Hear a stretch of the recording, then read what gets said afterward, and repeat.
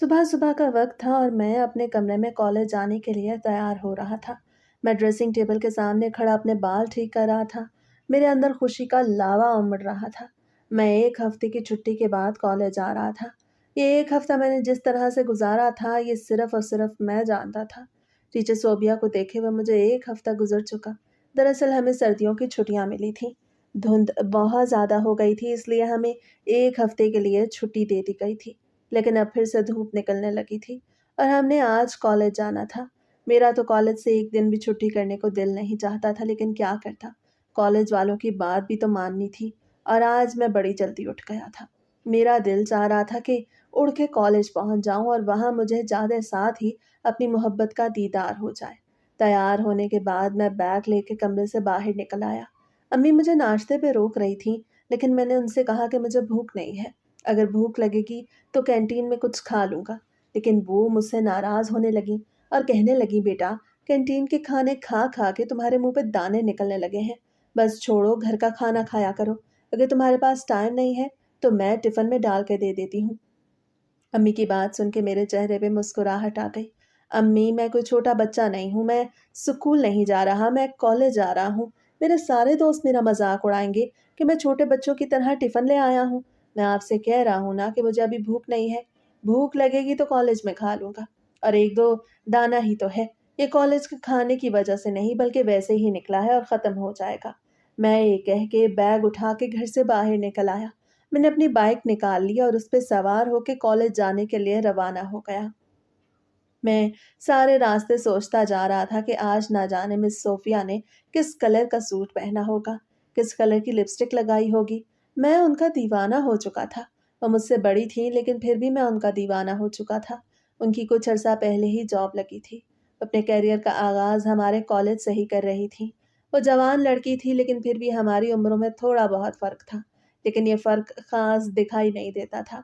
मैं लंबा चौड़ा भारी भरकम जसामत का नौजवान मर्द था और वो ठहरी नाजुक सी लड़की तो मुझसे छोटी ही लगती थी।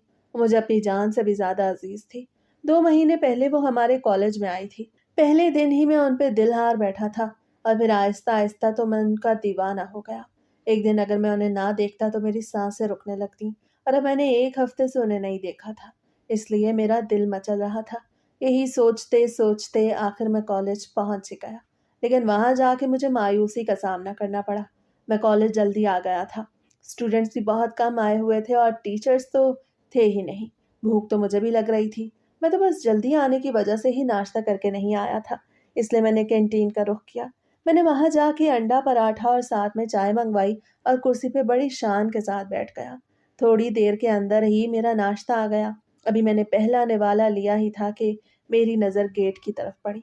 वहां से मिस सोबिया अंदर आती दिखाई दी। मैं उसी वक्त ही कैंटीन से उठ खड़ा हुआ। मैंने नाश्ते का बिल अदा किया और वहां से निकल आया। मैंने नाश्ता किया भी नहीं था। शायद मेरे नसीब में ही नहीं था। मैं दौड़ के गेट वाली साइड पे आ गया। उन्होंने मुझे नहीं देखा था, और अगर देख भी लेती तो इसमें क्या मसला था। वो नहीं जानती थी कि मैं उन्हें दिलो जान से चाहता हूँ। वो स्टाफ रूम की तरफ जा रही थी। मैं भी उनके पीछे पीछे चलने लगा। आज उन्होंने जामनी रंग का शलवार कमीज पहन रखा था। लंबे बाल कमर को छू रहे थे और दुपट्टा गले में था। पैरों में हील थी, सफेद पैरों में जामनी रंग की हील चमक रही थी। वो हर वक्त ही मैचिंग के जूते और कपड़े पहनती थी। और उनकी ये चीज भी मुझे बहुत पसंद थी कि वो सीक्वेंस का बहुत ख्याल रखती थी। कभी भी मैंने नहीं देखा था कि उनके जूते उनके कपड़ों से मैच न करते हों। हर वक्त ही वो कपड़े से मैच जूते और ज्वेलरी पहनती, लेकिन ज्वेलरी बहुत कम पहनती। बस कभी एक लॉकेट होता तो कभी एक अंगूठी। लेकिन आज उनके गले में भी लॉकेट था और हाथों में भी 3 अंगूठियां थी। मुझे हैरत हुई कि वो इतना तैयार होके क्यों आई हैं। लेकिन अचानक से मुझे ख्याल आया कि आज तो बायो वाले टीचर की रिटायरमेंट का दिन था। आज उन्होंने कॉलेज में आखिरी दिन गुजारना था। पहले मुझे ये बात भूल गई थी। मेरे जहन पर तो सिर्फ और सिर्फ मिस सोबिया सवार थी। लेकिन उनकी तैयारी और बाकी टीचर्स को देख के मुझे इस चीज़ का एहसास हुआ कि वाकई में आज कोई छोटा मोटा फंक्शन होने वाला है। उन्हें स्टाफ रूम तक छोड़ने के बाद मैं वापस मुड़ गया। वो स्टाफ रूम के अंदर चली गई थी और मैं पीछे मुड़ आया। अचानक से मुझे ख्याल आया कि मैंने तो कैंटीन से बैग ही नहीं उठाया।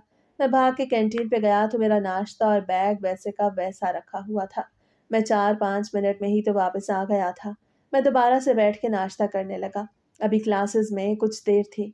میں نے ڈٹ کے ناشتہ کیا اور پھر بیگ اٹھا کے کلاس روم کی طرف روانہ ہو گیا۔ مجھے ہر وقت ہی ان کے لیکچر کا انتظار رہتا، لیکن ان کا لیکچر سیکنڈ لاسٹ ہوتا تھا۔ چھٹی سے ایک لیکچر پہلے ان کی کلاس ہوتی تھی اور اب مجھے اسی کا انتظار تھا۔ وقت گزرتا گیا اور آخر کار ان کا لیکچر بھی ہو گیا۔ میں آگے آگے بیٹھا تھا۔ میں ان کے لیکچر میں بالکل آگے ہی بیٹھتا تھا۔ باقی لیکچرز میں موقع دیکھ کے پیچھے بھاگ جاتا، اور آج تو مجھے پیچھے بھاگنے کا بھی موقع نہیں ملا تھا کیونکہ ساری کرسیاں فل تھیں۔ اس لیے میں شروع سے ہی اگلے بینچ پہ بیٹھا تھا، اور آگے بیٹھنے کی وجہ سے مجھے دوسرے ٹیچرز کے سامنے لائک اسٹوڈنٹ بھی بننا پڑا۔ میں ہر وقت کتاب نکال کے پڑھتا رہتا۔ آگے بیٹھ کے بندہ ادھر ادھر تو بالکل بھی نہیں دیکھ سکتا۔ میں اب بھی آگے ہی بیٹھا تھا۔ وہ ڈائس کے پیچھے کھڑی آج کا ٹاپک بتا رہی تھی۔ میرے کانوں میں ان کی میٹھی آواز رس گھولنے لگی۔ میرا دل چاہ رہا تھا کہ اس آواز کو کہیں ریکارڈ کر لوں، لیکن ہمیں کالج میں موبائل لانے کی اجازت نہیں تھی۔ اگر لانے کی اجازت ہوتی تو شاید میں ان کی تصویر اور آواز ریکارڈ کر چکا ہوتا۔ پھر انہوں نے ڈائس سے بورڈ مارکر اٹھایا اور بورڈ پہ کچھ لکھنے لگی۔ باقی بچے پڑھ رہے تھے، سمجھ رہے تھے، لیکن میں کچھ اور ہی سوچ رہا تھا۔ میرا دل چاہ رہا تھا کہ وہ ہمیشہ ہمیشہ کے لیے میری ہو جائیں۔ کیا قسمت انہیں میرا نہیں بنا سکتی؟ بار بار ہی میرے ذہن میں ایسے سوال آنے لگے۔ صرف تھوڑی سی عمر کا فرق تھا، اس میں کوئی بہت بڑی بات تو تھی نہیں، اور اس فرق کو میں مانتا ہی نہیں تھا۔ وہ نازک سی حسینہ تھیں جو مجھے دل و جان سے بھی زیادہ پیاری تھیں۔ اچانک سے انہوں نے دانیال کہا تو میں ادھر ادھر دیکھنے لگا، حالانکہ دانیال میرا ہی نام تھا۔ وہ مجھے کھڑا ہونے کا کہہ رہی تھی۔ میں جلدی سے کھڑا ہو گیا۔ میں گھبرا بھی رہا تھا، نہ جانے وہ کیا کہنے والی ہیں۔ میں تو کتاب پہ دیکھ کے ہی سوچ رہا تھا، تو انہیں کیسے پتا لگا کہ میں سوچ رہا ہوں، پڑھ نہیں رہا؟ لیکن میں کیا کرتا، اب تو انہوں نے مجھے کھڑا کر دیا تھا۔ میں کھڑا ہو کے نظریں جھکائے ہوئے تھا۔ سب لوگ بھی حیران تھے کہ اتنا زیادہ بولنے والا دانیال آج کیوں نہیں بول رہا۔ میں مس کے سامنے بھیگی بلی بنا کھڑا تھا۔ دانیال، تم مجھے ایسڈ اور بیس میں ڈفرنس بتاؤ۔ وہ مجھ سے کوئی سوال کر رہی تھی۔ میں نے ان کی بات سن تو لی تھی، مگر سمجھنے سے قاصر تھا۔ میں نے ان کی آواز پہ غور کیا تھا، نہ کہ ان کے الفاظ پر۔ میں پاگلوں کی طرح چہرے پر مسکراہٹ سجائے ان کی آنکھوں میں گھورے جا رہا تھا۔ دانیال، میں نے تم سے کہا ہے مجھے ایسڈ اور بیس کی ڈیفینیشن سناؤ، اور تم کہاں گم ہو گئے ہو؟ جب انہوں نے ہاتھ لہراتے ہوئے کہا تو میں جلدی سے ہوش و حواس کی دنیا میں واپس آ گیا، اور جو وہ پوچھ رہی تھی وہ آرام سے بتا دیا۔ یہ تو بہت ہی آسان سوال تھا، اور ویسے بھی میں پڑھنے میں ٹھیک ٹھاک تھا۔ میں کوئی نالائق نہیں تھا۔ میرے سنانے کے بعد انہوں نے میری تعریف کی اور بچوں سے تالیاں بھی بجوائیں۔ مجھے تو پرائمری اسکول والی وائب آنے لگی تھی، لیکن یہ میری غلط سوچ تھی۔ وہ اس لیے تالیاں بجوا رہی تھی کیونکہ انہوں نے مجھ سے پہلے بھی 3-4 لڑکوں سے یہ کوسچن کیا، مگر کسی نے بھی جواب نہیں دیا، اس لیے وہ مجھے سراہ رہی تھیں۔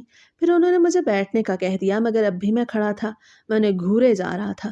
انہوں نے بال آگے کو کیے ہوئے تھے، ایک شولڈر پہ بال تھے اور دوسرے شولڈر بالکل خالی تھا۔ دوپٹہ گلے میں تھا اور پرس ڈائس پہ رکھا پڑا تھا۔ پھر میں بیٹھ گیا۔ میں انہیں ہی دیکھ رہا تھا۔ وہ اور لڑکوں کو اٹھا کے کچھ اور پوچھ رہی تھی۔ میرا دل چاہ رہا تھا کہ وہ مجھ سے ہم کلام ہو، مجھ سے پوچھیں۔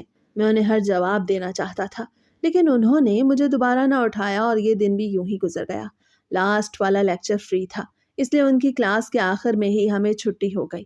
لاسٹ والے لیکچر میں بایو والے سر کے لیے چھوٹی سی پارٹی رکھی گئی تھی، لیکن اسٹوڈنٹ سے کہا گیا تھا کہ جو جانا چاہتا ہے وہ جا سکتا ہے، اور جو ٹھہرنا چاہتا ہے وہ ٹھہر سکتا ہے۔ میں کیسے نہ ٹھہرتا؟ میں نے تو انہیں دیکھنا تھا، ان کا دیدار کرنا تھا، ان کی مسکراہٹ دیکھنی تھی، ان کے ساتھ زیادہ سے زیادہ وقت گزارنا تھا، اور سب سے بڑی بات کہ دل چاہتا تھا کہ 1 منٹ کے لیے بھی وہ میری آنکھوں سے اوجھل نہ ہو۔ کبھی کبھی مجھے لگتا تھا کہ میں ٹھیک نہیں کر رہا۔ وہ میری ٹیچر ہیں، وہ کیوں مجھے پسند کریں گی، جبکہ میں ان سے عمر میں بھی تھوڑا بہت چھوٹا ہوں؟ لیکن پھر میرا دل مجھے سمجھاتا کہ محبت میں عمر نہیں دیکھی جاتی، اور نہ ہی شکل و صورت۔ شاید میں بھی وہی کرنے لگا تھا۔ جن اسٹوڈنٹس کو چھٹی کی جلدی تھی وہ چلے گئے، اور کچھ اسٹوڈنٹس رہ گئے۔ میں بھی انہیں میں شامل تھا۔ میں بھی نہیں گیا۔ کیک کاٹا جا رہا تھا۔ ارد گرد سارے اسٹوڈنٹس جمع تھے، اور مس صوبیہ بھی وہیں کھڑی تھی۔ ان کے چہرے پہ آئی مسکراہٹ دیکھ کے میرا دل باغ باغ ہو رہا تھا۔ دل چاہ رہا تھا کہ آج انہیں حاصل کر لوں یا ان سے اپنی محبت کا اظہار کر دوں، لیکن میں ایسا نہ کر پایا۔ میں جتنا بھی جوان مرد تھا، وہ تھی تو میری ٹیچر، اور ایک ٹیچر کے ساتھ اتنی جلدی محبت کا اظہار نہیں کیا جا سکتا۔ ابھی میں انہیں سمجھنا چاہتا تھا، وہ کس نیچر کی ہیں، کہاں رہتی ہیں، اور ان کی کیا خواہشات ہیں۔ میں یہ سب جاننا چاہتا تھا، جس کے لیے مجھے ابھی کچھ وقت کی ضرورت تھی۔ اور پھر کیک سب میں تقسیم کیا گیا۔ جب ٹیچر صوبیہ نے میرے ہاتھ میں کیک کا پیس دیا تو میرے چہرے پہ مسکراہٹ آ گئی۔ وہ سبھی کو دے رہی تھیں، لیکن جب انہوں نے مجھے دیا تو مجھے بہت ہی اچھا لگا۔ مجھے ایسا لگ رہا تھا کہ جیسے وہ یہ خاص عنایت مجھ پہ کر رہی ہیں۔ حالانکہ انہوں نے دوسرے لڑکے لڑکیوں کو بھی کیک دیا تھا۔ میں نے وہ کیک کا پیس کھایا تو مجھے ایسا لگا کہ آج تک میں نے اتنا اچھا کیک کبھی کھایا ہی نہیں۔ کیک میں ایک عجیب قسم کا ذائقہ تھا۔ شاید ان کے ہاتھ کا لمس اندر شامل ہو گیا تھا، یا پھر مجھے یہ سب محسوس ہو رہا تھا۔ میرے چہرے پہ آئی مسکراہٹ دیکھ کے وہ بھی مسکرا رہی تھیں۔ باقی بچے بھی مسکرا رہے تھے اور سب کو ایک جیسا دیکھ رہی تھی، لیکن میں انہیں مختلف دیکھ رہا تھا۔ دل چاہ رہا تھا کہ ابھی کے ابھی ان کا ہاتھ پکڑ کے ایک طرف لے جاؤں اور گھٹنوں پہ بیٹھ کے وہ انگوٹھی ان کی انگلی میں پہنا دوں جو میں نے پچھلے ایک ہفتے سے جیب میں ڈالی ہوئی تھی۔ دراصل وہ انگوٹھی امی نے میری ہونے والی بیوی کے لیے خریدی تھی اور میرے پاس ہی رکھوا دی تھی، اور اب میں وہ انگوٹھی ہر وقت جیب میں لیے پھرتا تھا کہ جب مجھے موقع ملے گا تو میں انہیں پرپوز کر دوں گا۔ لیکن ابھی تک مجھے نہ ہی کوئی موقع ملا تھا اور نہ ہی مجھ میں اتنی ہمت آئی تھی۔ پھر آخر کار چھوٹی سی پارٹی ختم ہوئی اور سب لوگ اپنے گھروں کی طرف جانے لگے۔ مس صوبیہ بھی کالج کے گیٹ سے باہر نکل آئی تھیں۔ شاید وہ اپنی گاڑی کا انتظار کر رہی تھیں۔ میں نے 2-4 مرتبہ انہیں گاڑی میں جاتا ہوا دیکھا تھا، لیکن پھر اچانک ایک کیب آئی اور وہ اس میں سوار ہو کے چلی گئیں تو مجھے حیرت ہوئی۔ میں نے انہیں گاڑی میں جاتے ہوئے خود دیکھا تھا، تو پھر آج وہ کیب میں کیوں جا رہی تھی؟ میں اسی کشمکش میں کھڑا تھا کہ تب بائک پر میرا دوست میرے پاس آیا اور کہنے لگا میں اسے گھر پہ چھوڑ دوں۔ میرا دل چاہ رہا تھا کہ میں مس صوبیہ کا پیچھا کروں، ان کے گھر کے بارے میں پتہ لگاؤں۔ میں ابھی اسی کشمکش میں کھڑا تھا کہ میرا دوست آ کے میری بائک پہ بیٹھ گیا اور کہنے لگا میں اسے گھر پہ چھوڑ دوں۔ میرا دل چاہ رہا تھا کہ میں مس صوبیہ کا پیچھا کروں، ان کے گھر کے بارے میں پتہ لگاؤں۔ جب تک گھر کے بارے میں پتہ نہیں لگایا جا سکتا تب تک تو بندہ آگے بڑھ ہی نہیں سکتا۔ لیکن اب میں کیا کرتا؟ میرا دوست آ چکا تھا، اس لیے میں موٹر سائیکل سٹارٹ کرنے پہ مجبور ہو گیا۔ وہ میرے پیچھے بیٹھ گیا۔ ہم سڑک پہ جا رہے تھے۔ آگے مس صوبیہ کی کیب تھی اور پیچھے میری موٹر سائیکل، لیکن پھر ایک گلی میں ان کی کیب مڑ گئی اور ہم آگے چلے گئے۔ میرا دل پھٹ رہا تھا۔ دل چاہ رہا تھا کہ ابھی کے ابھی اپنی پیٹھ پیچھے بیٹھے دوست کو دھکا دے دوں اور موٹر سائیکل مس صوبیہ کی کیب کے پیچھے لگا دوں، لیکن میں ایسا نہ کر پایا۔ آخر کار میرے دوست کا گھر آ گیا۔ ہم دونوں کے گھر قریب قریب ہی تھے۔ اسے چھوڑنے کے بعد میں 5 منٹ کے اندر ہی اپنے گھر پہنچ گیا۔ میں گھر پہنچا تو میرا دماغ گھوما ہوا تھا۔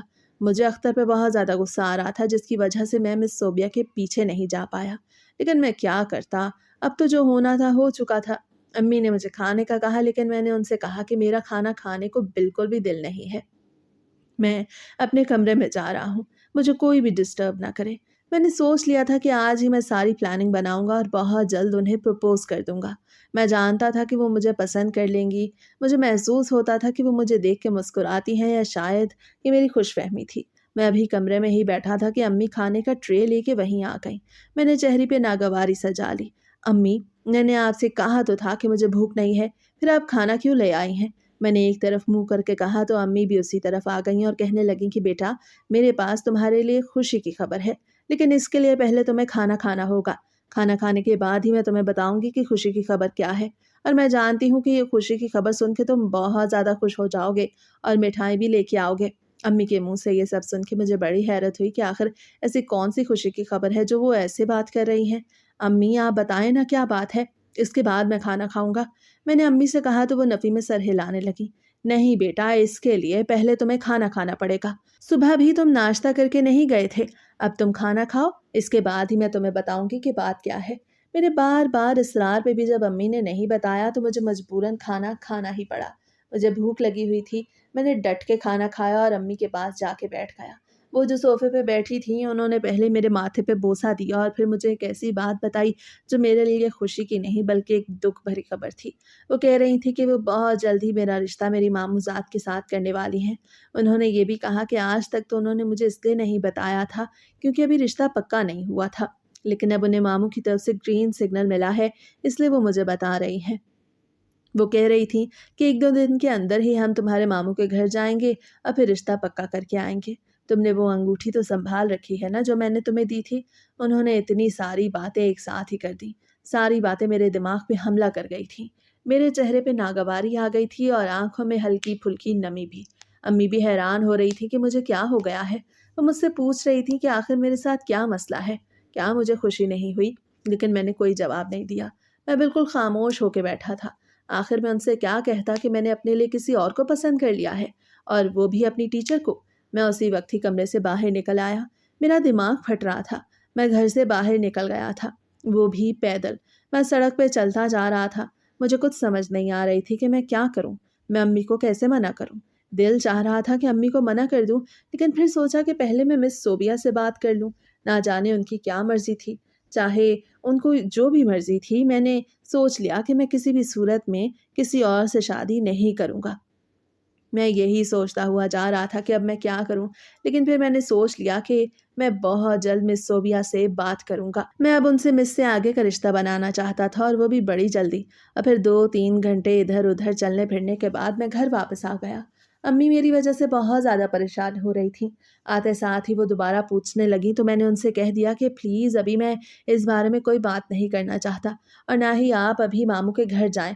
میری اس بات پہ وہ پریشان ہو گئیں اور کہنے لگیں کہ کیا تم کسی اور کو پسند کرتے ہو؟ اگر پسند کرتے ہو تو ابھی کے ابھی چھوڑ دو، کیونکہ تمہاری شادی علیزے سے ہی ہوگی۔ وہ مجھے پسند ہے اور میرے بھائی کی بیٹی ہے، میں اسے ہی اپنے گھر کی بہو بناؤں گی۔ امی کی بات سن کے مجھے مزید غصہ آ گیا، اور میں نے ہاتھ میں پکڑا ہوا پانی کا گلاس جو ابھی ابھی مجھے امی نے دیا تھا وہ زمین پہ دے مارا، اور اسی وقت اپنے کمرے میں آ گیا۔ دروازہ بھی بند کر لیا۔ میرا دماغ پھٹ رہا تھا، کچھ سمجھ میں نہیں آ رہا تھا۔ میں کمرے میں بیٹھا تو پھر باہر نہ نکلا۔ رات کو بھی میں نے کھانا نہ کھایا، صبح بھی کھانا کھائے بغیر ہی کالج چلا گیا۔ میرا دل چاہ رہا تھا کہ میں آج مس صوبیہ سے اپنی محبت کا اظہار کر دوں، لیکن میری بدقسمتی کہ آج وہ کالج ہی نہیں آئی تھی۔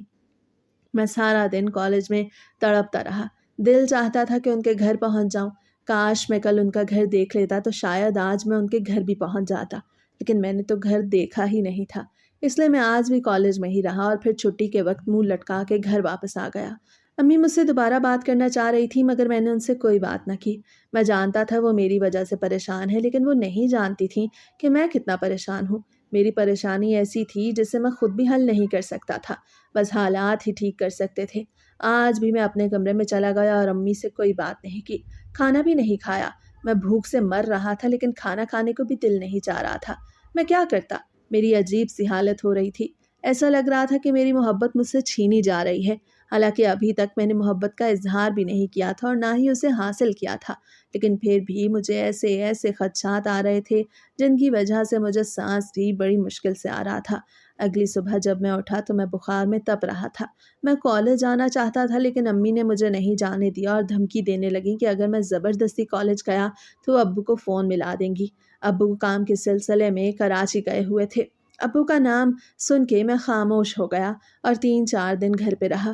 مجھے بہت زیادہ بخار ہو گیا تھا، سنبھالے نہیں سنبھل رہا تھا، لیکن 5ویں دن میری طبیعت کچھ بہتر ہو گئی اور میں امی سے لڑ جھگڑ کے آخر کالج آ ہی گیا۔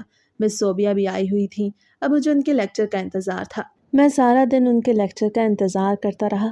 مجھے ان کے دیدار کی خواہش تھی، لیکن پھر میں نے سوچا کہ لیکچر کے وقت تو میں سب کے سامنے ان سے بات نہیں کر پاؤں گا، کیونکہ نہ ان سے اکیلے میں بات کر لی جائے۔ میں 3 لیکچر لینے کے بعد کلاس بنک کر کے اپنی کلاس سے باہر نکل آیا۔ میں ادھر ادھر گھوم رہا تھا، کہیں پر بھی مجھے مس صوبیہ دکھائی نہیں دے رہی تھی۔ شاید ان کا کسی اور جگہ پہ لیکچر تھا۔ وہ کیمسٹری پڑھاتی تھیں اور سارے کالج کو پڑھاتی تھیں، لیکن علیحدہ علیحدہ ٹائمنگ میں۔ شاید اب ان کی ٹائمنگ کسی اور کلاس کو کیمسٹری پڑھانے کی تھی۔ میں گراؤنڈ میں آ چکا تھا۔ اچانک سے وہ مجھے ایک کلاس سے نکلتی ہوئی دکھائی دیں۔ میں جلدی سے ان کے پاس پہنچ گیا۔ مس، مجھے آپ سے ایک بہت ضروری بات کرنی ہے، میں نے نظریں جھکا کے کہا تو وہ مسکرانے لگیں اور بولی، کیا بات ہے، جلدی بولو، مجھے اور کلاس کے لیے بھی جانا ہے۔ میں نے ان سے کہا کہ میں یہاں پہ بات نہیں کر سکتا، آپ کو میرے ساتھ ایک طرف جانا ہوگا، میں نے آپ سے بہت ضروری بات کرنی ہے۔ میری بات سن کے وہ حیران تو ہوئیں۔ میں نے ان کے چہرے پہ آئے تاثرات دیکھے تھے، لیکن پھر بھی انہوں نے کہا کہ اگر تم نے کوئی بات کرنی ہے تو چلو کینٹین میں چل کے کرتے ہیں۔ انہوں نے سمجھا کہ شاید میں نے کوئی پڑھائی وغیرہ کی بات کرنی ہے۔ میں ان کے ساتھ کینٹین میں آ چکا تھا۔ ہم نے کچھ منگوایا نہیں تھا، کینٹین میں کوئی بھی نہیں تھا کیونکہ یہ بریک کا ٹائم نہیں تھا۔ مجھے سمجھ نہیں آ رہی تھی کہ میں ان سے کیسے بات کروں، دماغ پھٹ رہا تھا، نظریں جھکی ہوئی تھیں۔ وہ بار بار پوچھ رہی تھیں کہ بتاؤ کیا بات ہے، میری کلاس کا ٹائم ہو رہا ہے، اگر کچھ پوچھنا ہے تو جلدی پوچھو، لیکن میں کیا کرتا، میری زبان میرا ساتھ نہیں دے رہی تھی۔ میں کہنا چاہتا تھا، میں ان کو بتانا چاہتا تھا کہ میں ان سے محبت کرتا ہوں، دل و جان سے محبت کرتا ہوں، ان کے بغیر نہیں رہ سکتا۔ لیکن میں کیا کرتا جب زبان ہی نہیں ہل رہی تھی۔ میں تو بالکل ہی گونگا ہو کے رہ گیا تھا۔ لیکن پھر میں نے جیسے تیسے ہمت کی اور جیب سے وہ انگوٹھی والی ڈبی نکالی۔ انگوٹھی میں نے اپنے ہاتھ میں لے رکھی تھی۔ میری نظریں اب بھی جھکی ہوئی تھیں۔ مس، مجھے آپ بہت زیادہ پسند ہیں۔ میں آپ سے شادی کرنا چاہتا ہوں۔ میں کانپتی آواز کے ساتھ بس اتنا ہی کہہ پایا۔ اچانک سے مجھے ان کی ہنسی کی آواز محسوس ہوئی۔ میں نے اوپر دیکھا تو وہ واقعی میں ہنس رہی تھیں۔ وہ تو ایسے ہنس رہی تھیں کہ جیسے کوئی چھوٹا بچہ ان سے کوئی فرمائش کر رہا ہو۔ پھر انہوں نے ایک ایسی بات کی کہ میرا دل ٹوٹ کے ریزہ ریزہ ہو گیا۔ پہلے ہی میں ٹوٹا ہوا تھا۔ امی میرا رشتہ کہیں اور کرنا چاہ رہی تھیں اور اب تو ان کی بھی شادی ہو چکی تھی۔ انہوں نے کہا کہ میں تو شادی شدہ ہوں۔ جب یہ بات میں نے سنی تو مجھے ایسا لگا کہ کسی نے پگھلا ہوا سیسا میرے کانوں میں انڈیل دیا ہے۔ میرا دل دھڑکنا بھول گیا، پلکیں جھپک نہیں رہی تھیں، ہاتھ بھی جم گئے تھے۔ میں بالکل اکڑ کے بیٹھا تھا، ہل جل نہیں پا رہا تھا۔ ایسا لگ رہا تھا کہ سانس بھی نہیں آ رہا۔ آنکھوں سے اسی وقت ہی آنسو باہر نکلنے لگے۔ وہ مجھے سمجھانے لگی تھی کہ میری شادی ہو چکی ہے، تمہیں مجھ سے اچھی لڑکی مل جائے گی، تم بالکل بھی اداس مت ہو۔ وہ مجھے کسی بڑی اماں کی طرح سمجھانے لگی تھیں۔ وہ مجھے اپنا اسٹوڈنٹ ہی سمجھتی تھیں۔ یہ میری ہی غلط فہمی تھی کہ میں سمجھتا تھا کہ وہ میری طرف ہنس کے دیکھتی ہیں، مگر یہ ساری خوش فہمی اب زمین بوس ہو چکی تھی۔ اس سے پہلے کہ میں ان کی منت کرتا، ان سے کچھ اور کہتا، ان کے پیر پہ گر جاتا، وہ وہاں سے اٹھ کے چلی گئیں۔ ان کے لیکچر کا ٹائم اوور ہوتا جا رہا تھا۔ وہ چلی گئی تھیں اور میں وہیں پہ بیٹھا رہ گیا۔ میں تو سارا دن ہی وہیں پہ بیٹھا رہ گیا۔ بریک ہوئی، لڑکے آئے گئے، لیکن میں وہاں سے نہیں ہلا۔ اور پھر جیسے ہی چھٹی کا وقت ہوا تو میں اسی وقت ہی وہاں سے بیگ اٹھا کے گھر کی طرف نکل پڑا۔ میں بائک پہ جا رہا تھا۔ میں اتنی زیادہ تیز بائک چلا رہا تھا کہ اگر کوئی میرے سامنے آتا تو شاید میں بریک نہ لگا پاتا، لیکن یہ میری خوش قسمتی یا کسی اور کی کہ کوئی بھی میرے راستے میں نہیں آیا، اور میں ایکسیڈنٹ سے بچ بچا کے آخر کار گھر پہنچ گیا۔ میں گھر پہنچا تو ابو بھی آئے ہوئے تھے، لیکن میں ان سے نہ ملا۔ امی ابو ڈرائنگ روم میں بیٹھے تھے۔ میں نے انہیں سلام بھی نہ کیا اور اپنے کمرے میں پہنچ گیا۔ مجھے بہت زیادہ غصہ تھا۔ مجھے سمجھ نہیں آ رہی تھی کہ آخر مجھے غصہ کس پر ہے۔ ابھی میں وہیں پہ بیٹھا ہی تھا کہ ابو امی دونوں میرے گھر کے اندر آ گئے۔ ابو کہہ رہے تھے، تمہاری ماں تمہاری وجہ سے بہت زیادہ پریشان ہے۔ یہ تم نے کیا تماشا لگا رکھا ہے؟ تم کھاتے پیتے نہیں ہو، نہ ہی کوئی کام کرتے ہو۔ بتاؤ تمہارے ساتھ کیا مسئلہ ہے؟ ہمیں نہیں بتاؤ گے، ہم مسئلہ حل نہیں کر پائیں گے۔ ابو مجھ سے کہہ رہے تھے اور میں سن رہا تھا۔ میری آنکھوں سے آنسو نکل رہے تھے، مگر کوئی جواب میری زبان سے نہیں نکل رہا تھا۔ میں انہیں کیا کہتا کہ آج میری محبت مجھ سے چھن گئی ہے، جو کبھی مجھے ملی ہی نہیں۔ میں نے ان سے یہ کہہ دیا کہ میری طبیعت ٹھیک نہیں ہے، میں آپ سے بعد میں بات کروں گا، تو وہ بڑی مشکل سے کمرے سے باہر چلے گئے۔ میں نے دروازہ بند کر لیا۔ میں یہ بیٹھا سوچ رہا تھا کہ اب میں کیا کروں گا، لیکن پھر میں نے سوچا کہ میں کسی حال میں بھی اپنی محبت کو حاصل کر کے رہوں گا۔ اگر ان کی شادی ہو چکی ہے تو کیا بات ہے، شادی ختم بھی تو ہو سکتی ہے۔ اگلے دن میں صرف اور صرف اس وجہ سے کالج گیا کہ ان کا پیچھا کر کے ان کا گھر دیکھ سکوں، اور پھر جیسے ہی چھٹی ہوئی تو میں نے بائک ان کی گاڑی کے پیچھے لگا دی۔ ڈرائیور گاڑی ڈرائیو کر رہا تھا اور وہ پچھلی سیٹ پہ بیٹھی تھی۔ میں نے بائک ان کے پیچھے لگا رکھی تھی۔ گاڑی چلتی جا رہی تھی اور میں بھی ان کے پیچھے پیچھے چلتا جا رہا تھا۔ آخر کار ان کا گھر بھی آ گیا۔ وہ ایک اچھا خاصا بڑا گھر تھا۔ لگتا تھا ان کے شوہر بڑے امیر ہیں۔ گاڑی گھر کے اندر چلی گئی تھی اور میں بھی گھر واپس آ گیا تھا۔ 2-4 دن میں ان کا مسلسل میں پیچھا کرتا رہا۔ وہ اسی گھر میں جاتی تھیں اور پھر آہستہ آہستہ میں نے ان کے بارے میں ساری چھان بین کر لی۔ ایک دن میں دوپہر سے لے کے رات تک ان کے گھر کے باہر کھڑا رہا، لیکن ذرا فاصلے پہ، تاکہ کسی کو معلوم نہ ہو کہ میں یہاں پہ کیا کر رہا ہوں۔ ان کے گھر کے سامنے ہی ایک پیزا شاپ تھی، میں وہیں پہ رکا تھا، اور پھر رات کو میں نے گاڑی میں ایک مرد کو دیکھا جو اس گھر کے اندر چلا گیا۔ میں سمجھ گیا کہ یہ ان کا شوہر ہے۔ میں ساری چھان بین کر چکا تھا، اب مجھے صحیح وقت کا انتظار تھا۔ میں نے سوچ لیا تھا کہ ان کے شوہر کی غیر موجودگی میں ان کے گھر جاؤں گا اور ان کی منتیں کروں گا، کیونکہ کالج میں تو اب وہ میرے قریب بھی نہیں آتی تھیں۔ وہ جان بوجھ کے ہی مجھ سے دور دور رہتی تھیں، اور نہ ہی میں اب کالج میں ان سے بات کرنا چاہتا تھا۔ میں جانتا تھا کہ اگر انہیں غصہ آ گیا تو وہ سارے کالج کے سامنے میری بے عزتی کر دیں گی، اور یہ مجھے بالکل بھی منظور نہیں تھا۔ 2-4 دن یوں ہی گزر گئے۔ میں صحیح وقت کا انتظار کر رہا تھا۔ آج بدھ کا دن تھا۔ میں نے سوچا آج ان کے گھر ضرور جاؤں گا۔ آج وہ کالج بھی آئی ہوئی تھی، میں بھی کالج سے گھر واپس آ چکا تھا، اور وہ بھی گھر چلی گئی تھی۔ اب مجھے انتظار تھا کہ کب شام ہو اور میں ان کے گھر جاؤں۔ وہ دوپہر سے لے کے رات تک گھر پہ اکیلی ہوتی تھی۔ رات کو ہی ان کے شوہر واپس آتے تھے۔ میں نے سوچا تھا کہ دوپہر میں نہیں جاتا، شام میں ہی جاؤں گا، اور آخر کار شام بھی ہو گئی۔ میں چائے پی کے گھر سے باہر نکل آیا تھا۔ میں نے کوٹ پہنا ہوا تھا اور چہرے پہ ماسک لگا لیا تھا۔ میں موٹر سائیکل پہ آیا تھا، لیکن ان کے گھر کے باہر آ کے مجھے احساس ہوا کہ مجھے موٹر سائیکل پہ نہیں آنا چاہیے تھا۔ اب میں نے ان کے گھر کے اندر جانا تھا تو موٹر سائیکل کہاں پہ کھڑی کرتا؟ پھر میں نے موٹر سائیکل کو لاک لگایا اور ایک طرف کھڑی کر دی۔ میں ان کے گھر کی پچھلی طرف آ گیا۔ میں نے دیوار پھلانگی کیونکہ دیوار اتنی زیادہ بڑی نہیں تھی اور اس کے نیچے باہر کی طرف کچھ اینٹیں وغیرہ بھی رکھی ہوئی تھیں۔ میں انہی اینٹوں پہ چڑھ کے اندر کود گیا۔ ہر طرف اندھیرا ہی اندھیرا تھا۔ سردیوں کے دن تھے، مغرب کے وقت ہی اچھا خاصا اندھیرا ہو جاتا تھا۔ مجھے ڈر بھی لگ رہا تھا، یہ نہ ہو کہ گھر میں ان کے علاوہ کوئی اور بھی ہو۔ میں ڈرتے ڈرتے لان عبور کر کے ہال تک آ گیا۔ ہال کا دروازہ شاید اندر سے بند تھا، یا پھر ایسے لگ رہا تھا۔ میں نے دروازے کو ہاتھ لگایا تو وہ کھلتا گیا۔ میں گھر کے اندر آ چکا تھا۔ گھر کے اندر مجھے کوئی بھی دکھائی نہیں دے رہا تھا۔ اچانک سے مجھے ایک طرف سے کسی برتن کے گرنے کی آواز آئی۔ شاید وہ کچن کی طرف سے آئی تھی۔ میں بہت زیادہ گھبرا گیا، لیکن میں سمجھ گیا کہ مس صوبیہ کچن کے اندر ہے اور گھر میں اور کوئی نہیں۔ یہ سوچ کے تو مجھے بڑی خوشی ہوئی۔ گھر میں اور کوئی نہیں تھا۔ پہلے تو مجھے ڈر تھا کہ نہ جانے اندر کون ہو، پھر میں کچن کی طرف پہنچ گیا۔ میں کچن کے دروازے پہ کھڑا تھا اور وہاں پہ دوسری طرف رخ کیے سنک پر وہ برتن دھو رہی تھی۔ ان کے بال پونی میں قید تھے اور دوپٹہ انہوں نے گلے میں ڈالا ہوا تھا، جس کے دونوں پلو پیچھے لٹک رہے تھے۔ انہیں معلوم نہیں تھا کہ میں ان کے پیچھے آیا ہوا ہوں۔ میں نہیں جانتا تھا کہ ان کے شوہر کیا کام کرتے ہیں، لیکن میں یہ جانتا تھا کہ وہ رات گئے ہی واپس آتے ہیں، اور پھر کچھ ہی دیر میں وہیں پہ کھڑا رہا۔ لیکن اچانک سے جیسے وہ پیچھے مڑی تو مجھے دیکھ کے حیران رہ گئی۔ وہ تو حیران ہو گئی تھی، لیکن میں خوش ہو گیا۔ ان کا دیدار مجھے ہو گیا تھا اور یہ میرے لیے ایک بہت بڑی بات تھی۔ وہ بہت زیادہ حیران ہوئی، بلکہ ان کے چہرے پہ تو پریشانی بھی عود آئی، اور پھر وہ سنک سے ہاتھ دھو کے میری طرف آ گئی۔ دانیال، تم یہاں پہ کیا کر رہے ہو؟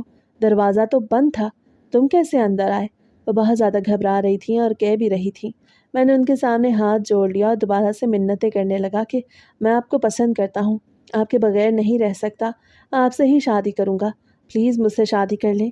جیسے میں نے یہ کہا تو انہوں نے میرے منہ پہ ایک زوردار تھپڑ لگایا۔ دانیال، تمہیں شرم نہیں آتی؟ اس دن میں نے تمہیں پیار سے سمجھایا، میں سمجھی تھی تم بچے ہو، آہستہ آہستہ سمجھ جاؤ گے، لیکن تم تو اب حد سے بڑھ گئے ہو۔ میں اب بھی کہتی ہوں، یہاں سے چلے جاؤ، ورنہ اچھا نہیں ہوگا۔ اگر میرے شوہر آ گئے اور انہوں نے تمہیں یہاں پہ دیکھ لیا تو تمہارے ساتھ ساتھ میری بھی بدنامی ہوگی۔ وہ مجھے ڈرا رہی تھی، لیکن میں ڈرنے والا نہیں تھا۔ میں تھپڑ کھا کے بھی وہیں پہ کھڑا رہا، بلکہ میں ان کے قدموں میں گر گیا۔ میں نے ان کے قدم پکڑ رکھے تھے۔ وہ کہہ رہی تھیں، چھوڑو مجھے۔ وہ اپنے پاؤں چھڑوانے کی ناکام کوششوں میں لگی ہوئی تھیں۔ میں نے ان کے پیر تھامے ہوئے تھے۔ میں بار بار ان سے ایک ہی بات کیے جا رہا تھا کہ وہ اپنے شوہر کو چھوڑ کے مجھ سے شادی کر لیں، ورنہ میں خودکشی کر لوں گا۔ وہ کہہ رہی تھی کہ محبت کچھ نہیں ہوتی، یہ بس وقتی اٹریکشن ہے۔ اگر تم اپنے آپ کو سمجھاؤ گے کہ میں کسی اور کی بیوی ہوں تو تمہیں یہ بات سمجھ آ جائے گی، اور ویسے بھی تمہاری اور میری عمر میں فرق ہے۔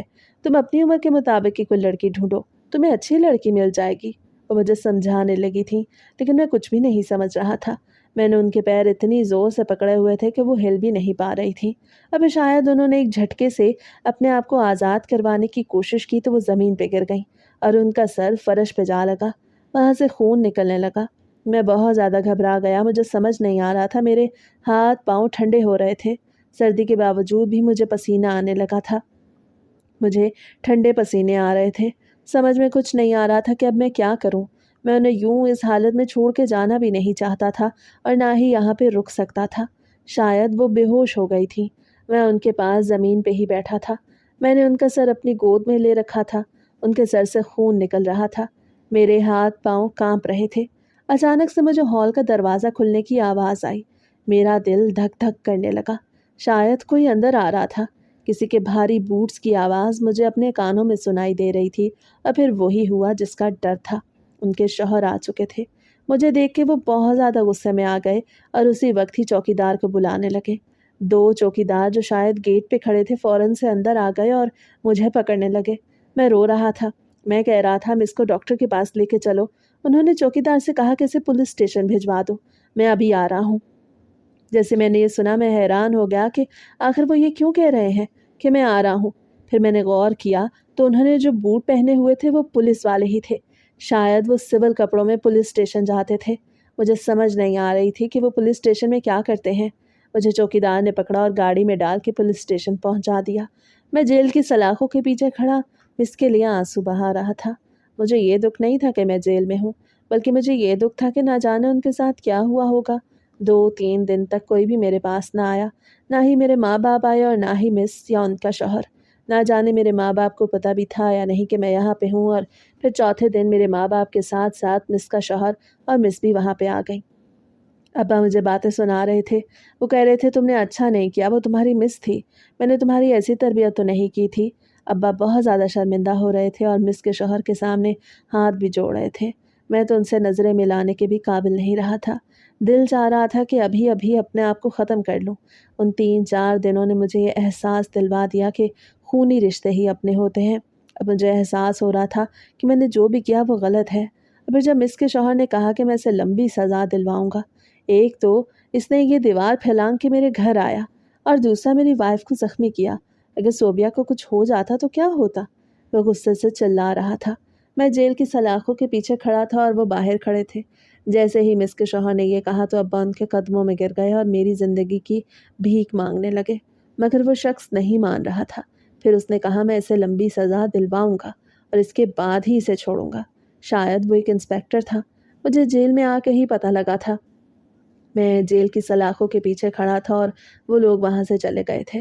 مجھے 3 ماہ کی سزا ہوئی، اور وہ بھی صرف اس بات پہ کہ میں دیوار پھلانگ کے آیا ہوں۔ انہوں نے اپنی وائف کا نام نہیں آنے دیا تھا، ان کی بدنامی نہ ہو جائے۔ اب میری ساری محبت ہوا ہو گئی اور مجھے مس کی باتیں بھی یاد آنے لگیں۔ ایک مرتبہ وہ اکیلی بھی مجھ سے ملنے کے لیے آئی تھی، اور وہ بھی صرف اور صرف مجھے سمجھانے کے لیے۔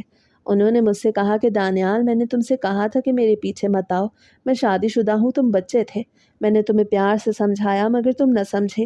اب یہ تمہاری اپنی غلطی کی سزا ہے، میں اس میں کچھ نہیں کر سکتی، بس اتنا کر سکتی ہوں کہ تمہیں سزا کم سے کم ملے۔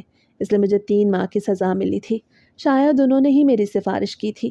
3 ماہ بعد جب میں جیل سے باہر نکلا تو میری حالت دیکھنے والی تھی۔ سارے شہر میں یہ بات پھیل چکی تھی کہ میں نے دیوار پھلانگ کے مس صوبیہ کے گھر چوری کرنے کی کوشش کی ہے۔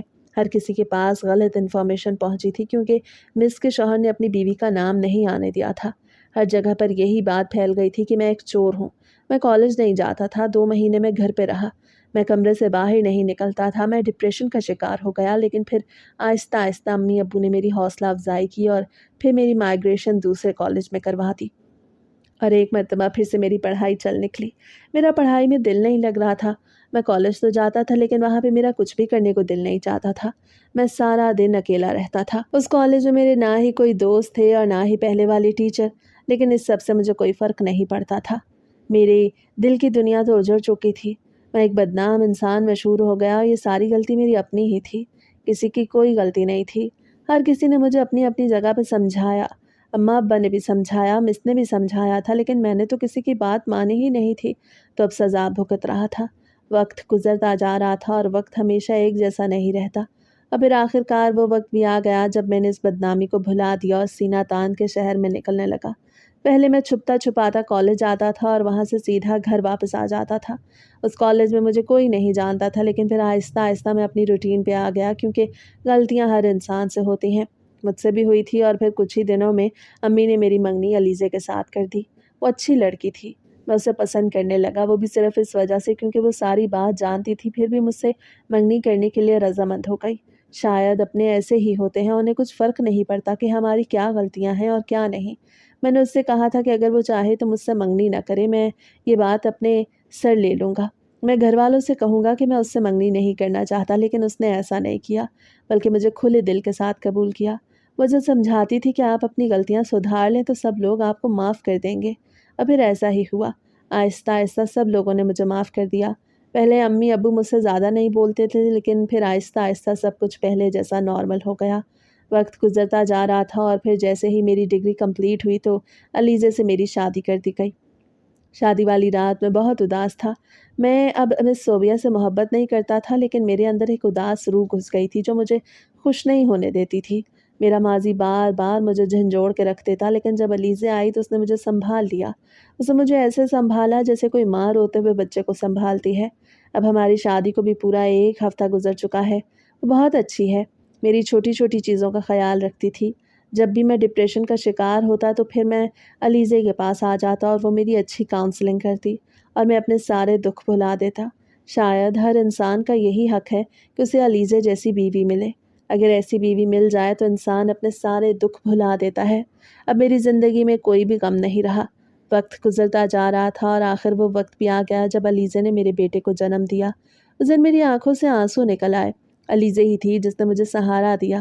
اگر وہ نہ ہوتی تو شاید آج میں بھٹک رہا ہوتا اور میں شادی بھی نہ کر پاتا اور نہ ہی اپنی زندگی میں آگے بڑھ پاتا۔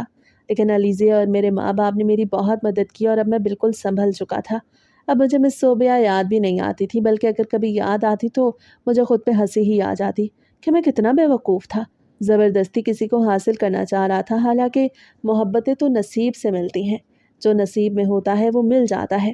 علیزے میرے نصیب میں تھی، اس کی محبت میرے نصیب میں تھی تو مجھے مل گئی، اور بے شک اللہ تعالیٰ ہی ہمارے لیے بہتر کرتے ہیں۔